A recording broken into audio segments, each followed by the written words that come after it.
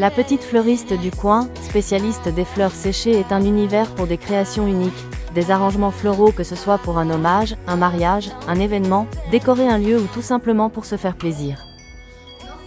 Vous y trouverez votre bonheur. Nous vous proposons notre art floral ou vos compositions créées sur mesure, conseillées par notre équipe dynamique et souriante. N'hésitez pas à venir nous voir sur Rochefort ou regarder notre site www.lapetitefleuristeducoin.fr. À bientôt.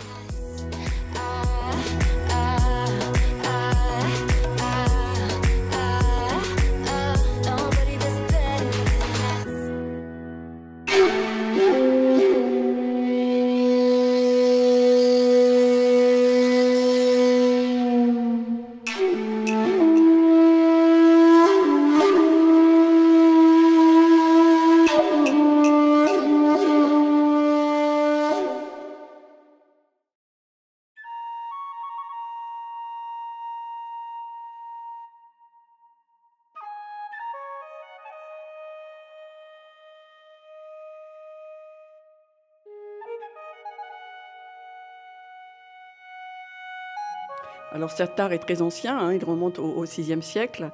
Donc les Japonais ont ramené de Chine la coutume des offrandes florales. Et donc à l'époque, c'était des offrandes qui étaient déposées plutôt dans les temples.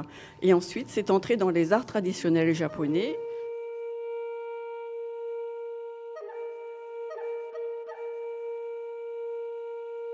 Et je trouve ça assez fascinant, en fait, d'arriver à décrypter la nature quelque part, la lire. C'est de l'ordre du ressenti.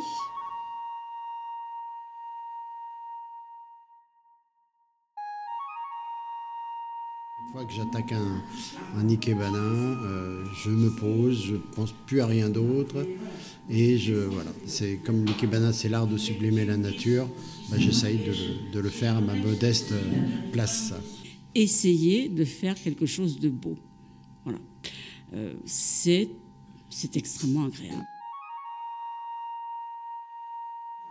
C'est beau et c'est apaisant. C'est la sérénité, le bien-être, la confiance en soi aussi. On se laisse porter effectivement par la nature, par les fleurs. Ce qui est très intéressant, c'est la connexion avec la nature. Je m'évade complètement. Je suis complètement ailleurs.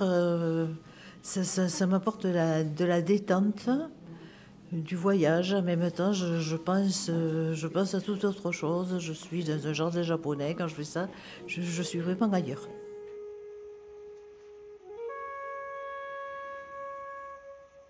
Donc c'est quelque chose qui, je pense, moi, m'apporte beaucoup et m'a fait regarder, m'a fait prêter beaucoup plus d'attention à la nature que je ne le faisais auparavant.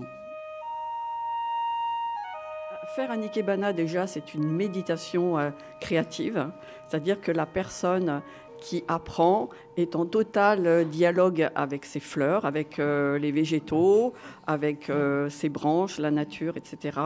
Et donc, on est là pour... on va s'appuyer donc sur des techniques assez rigoureuses qui nous sont fournies par le Japon, par l'école.